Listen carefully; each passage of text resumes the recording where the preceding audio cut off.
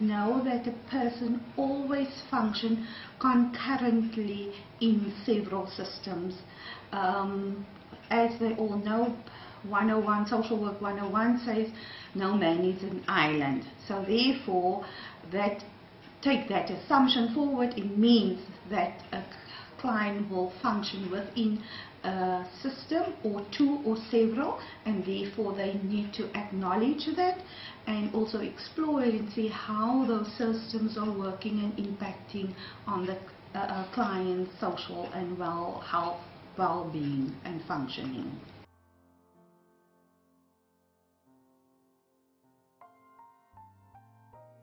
I would be sensitive to use it because in our communities today you would find the younger generation grow with single parents, and then you would say, maybe the client would give you a cue or would guide you to the fact that maybe in their family or his family they practice these cultural activities. Then you would play around that. For instance, I would use what I would refer as power of attraction. Power of attraction is a belief system whereby you would say, I would like this thing to happen to me. You program in the mind that, for instance, if I want to get married, I would say, I pray that I get married because my parents are married or my peers are married. If you never wish that, it never occurred because you don't work towards that. But the cultural diversity is very complicated in an urban area. For instance, with a person that you don't know, you'd be careful, to temper in that area because it might bring down the person or uplift the person. For instance, you might know Ndumiso. I know his family is very cultural people, then I would deal positively when we talk cultural.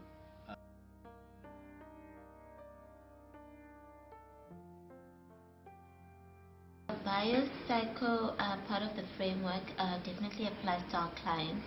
A lot of them have physical disabilities, so they have a lot of medical needs, and so my strategy is to try and link them to medical facilities that they need. Some in need of physiotherapy, occupational therapy, so I assist them by writing referral letters, and also just making sure that they're aware of pressure care management, so an educational aspect to it about how they must look after themselves and things like that. And then the psycho part of it? The psycho part comes in play that some of the people still need to come to grips with their disability. So my role is to identify where they are in terms of that whole process. Some of them might be depressed, or some of them have accepted their disability, and my role is to motivate them and show them what the next step is. So my part is to provide counseling and as well as to motivate the clients to get on with their lives and give them options of what's still available after disability. I enhance the social quality of life of persons with disabilities, and I foster social integration to avoid social isolation. In your opinion, how important is social integration? In my opinion, I would say that it is very extremely important because people with disabilities tend to be isolated from the general public, where the parents actually keep them in the house and treat them as frail. I'm Siamlela Khipala. Okay, Sia, can you please give me one example of how I have helped you with your biological needs during my time here? My personal needs where you came to come visit me and check on how I'm doing with my pleasure soul and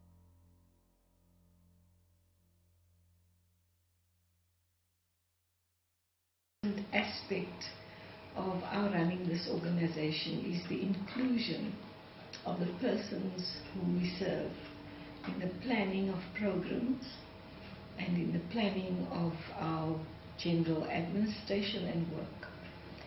So right from the structure of the board right to the work in the community, we believe in an inclusive approach and by that we mean that the people whom we serve are part of the decision making in the organization. Social worker which was responsible for my area, as you might have learned in your program while you were with us, was the one who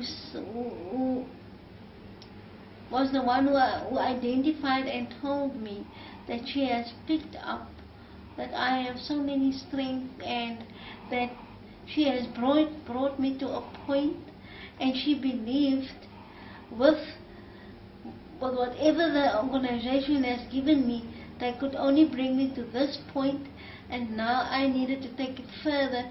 And she told me clearly that she believed that I had the ability to fly higher, focus on my dreams.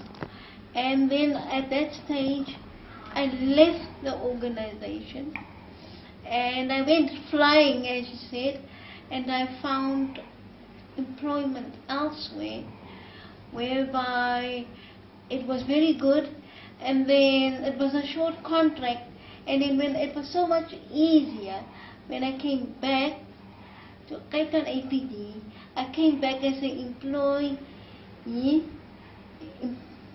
and they offered me a job as a social auxiliary worker.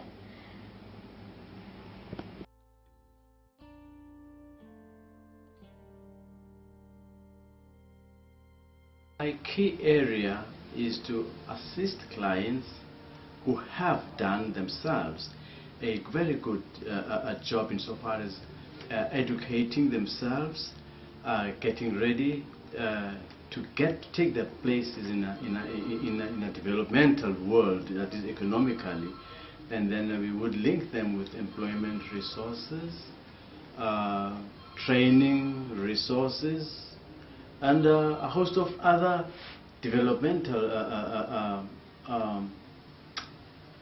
resources that will enhance their quality of life, especially the economic factor of that. Do you help this by using the strengths that they're good at? Is that how you find the jobs? Yes, for instance, when I've got a man here who's 25, who did his matric when I think he was about 18. That man, when he did his subjects at school, his maths, his accounting, just forgot, but he did them on higher grade, and he's unable to secure a career. You say, what's wrong here? You know, when that man says, I want to work, you say to him, but this won't enable you to eradicate poverty over a long period of time. But if you go to university or to other colleges whereby you'll be guided, you know, to get a career of your choice, then.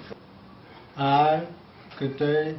My name is Dalton Nibelfeld, and I'm from Langa.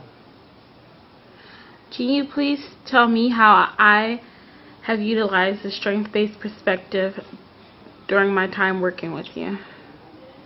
Well,